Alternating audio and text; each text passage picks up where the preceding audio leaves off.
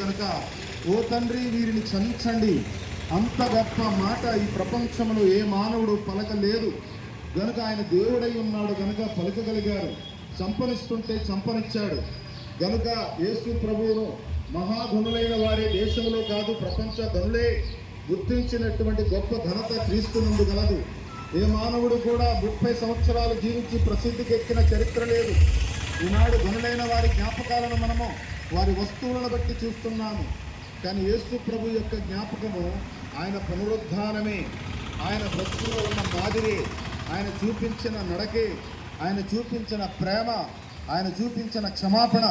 గనుక ఈ రోజున యేసు ప్రభువు మరణించి తిరిగి లేచిన అద్భుతమైన దినము, అనగా మరణములో నుండి తిరిగి లేచిన దినము, మరణాన్ని జయించిన రోజు, సమాధిలో పెట్టబడిన యేసు ప్రభు తిరిగి లేచిన గొప్ప చరిత్ర ఈ దినానికి కలదు.